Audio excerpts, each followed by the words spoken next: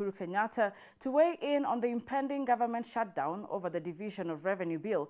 The independent bodies claim that the country is headed to the dogs if the National Assembly and the Senate does not reach an agreement on the bill. This comes as the matter on the Division of Revenue Bill petition will be mentioned tomorrow. Anne Masharia has more details on this story. As the country awaits the formation of a three-judge bench to listen to the grave concerns raised by governors on the division of revenue, the civil societies, on the other hand, have called on lawmakers to use mediation and arbitration to reach an agreement on the division of revenue bill. This failure to agree is because the criteria of determining how the money will be divided has not been agreed upon. And this has been the case for the last 4 years. The issue has come to the public attention in a more concerted way, but this is not a new problem, because unlike the provisions of the Constitution that require that government has a criteria that is agreed, whether it's using the level of inflation, whether it's using the revenue generated nationally as the basis for the growth of revenue, this has not happened. No counties depend heavily on the revenue raised nationally. This will grind county services to a halt and will deny Kenyans service delivery. And we say we know there are people in the national government who do not support devolution. And we have also noted that the amount of revenue going to counties is decreasing year by year in real terms.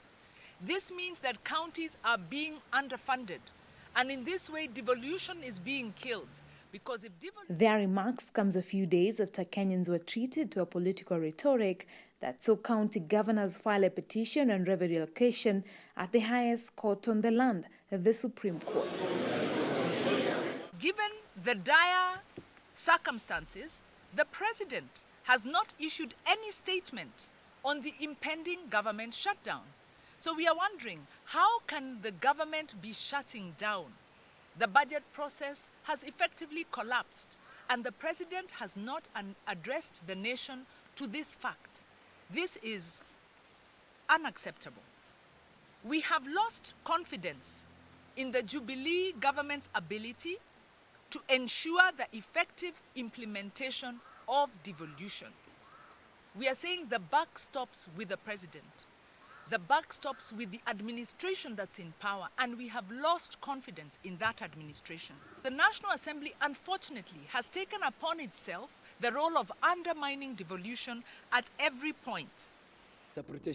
Civil societies groups say they have lost confidence in the National Assembly Speaker Justin Muturi and Majority Leader Aden Duale's leadership.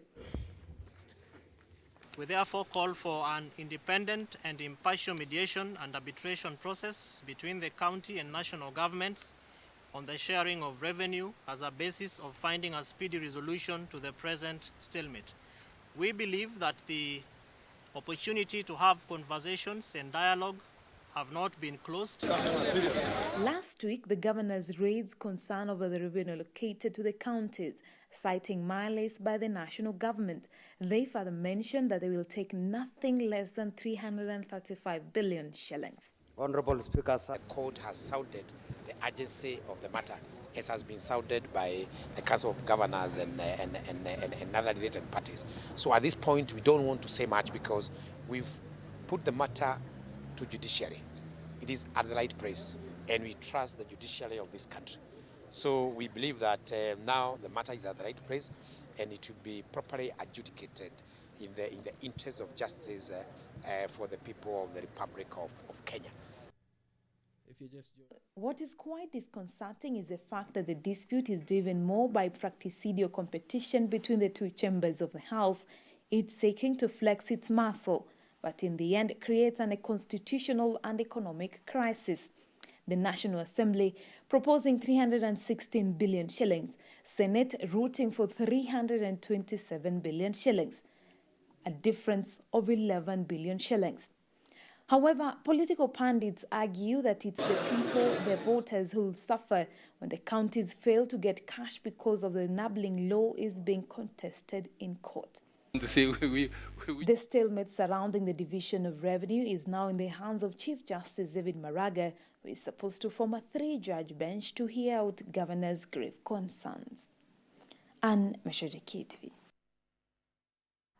All right, that is on matters devolution.